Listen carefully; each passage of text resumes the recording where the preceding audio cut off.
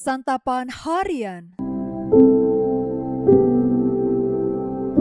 Hari ini kita akan membaca Yohanes pasal yang ke-12 ayat 20 hingga ayatnya yang ke-36. Namun sebelumnya, mari kita berdoa. Terpujilah Engkau ya Tuhan. Di saat ini kami mohon, ajarkanlah kepada kami kebenaran firman-Mu. Di dalam Kristus Yesus, Sang Firman yang hidup, kami memohon. Amin.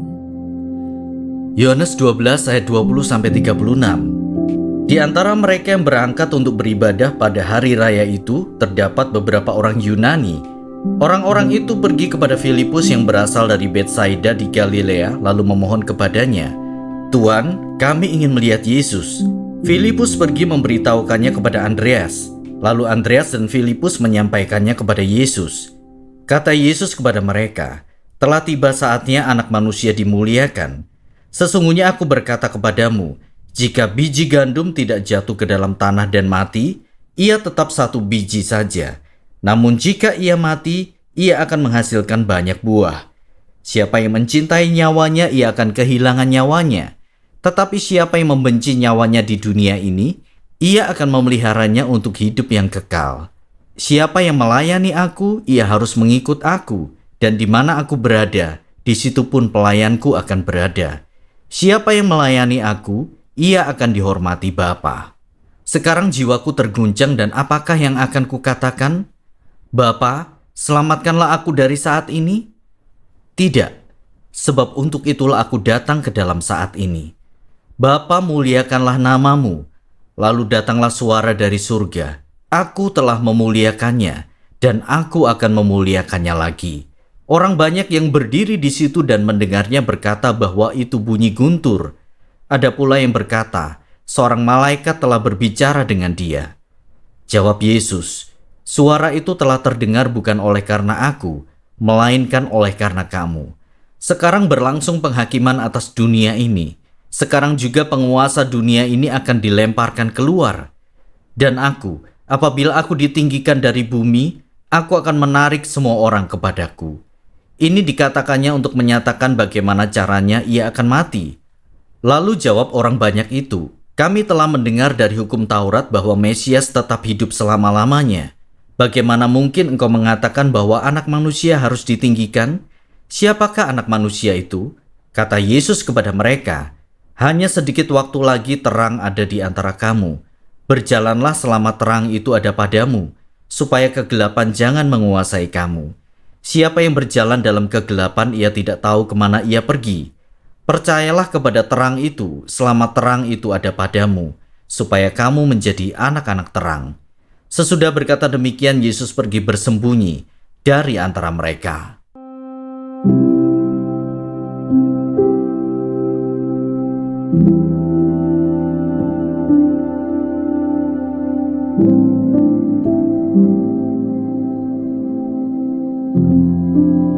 Sahabat Scripture Union Indonesia, ada alasan dibalik seseorang mengikuti orang lain.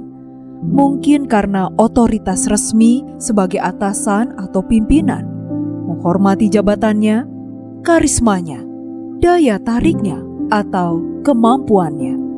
Ada juga yang mengikuti karena berharap mendapat manfaat dari keahlian luar biasa yang dimiliki oleh orang tersebut. Beberapa orang Yunani ingin melihat Yesus saat perayaan Paskah di Yerusalem dan menyampaikan hal itu kepada Filipus. Kemudian mereka tertarik dengan ajaran Yesus, mukjizatnya, dan atau ingin menjadi murid Yesus.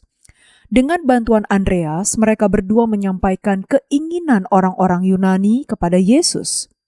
Yesus tidak menjawab pesan itu, namun justru memakainya untuk mengajar murid-murid yang mengikutinya agar bersedia berkorban dan taat kepada Allah. Ia mengajar dengan menggunakan dua perumpamaan, yaitu biji gandum dalam tanah dan orang yang mencintai nyawanya. Bagi Yesus, tanpa pengorbanan tidak ada buah. Pengorbanan dan ketaatan bermanfaat untuk memperoleh upah dalam kekekalan. Yesus ibarat gandum dalam tanah yang tidak menyayangkan nyawanya sendiri. Dan itu bukan untuk dirinya, melainkan untuk manusia. Ia datang untuk keselamatan manusia melalui penderitaan, kematian, dan kebangkitannya.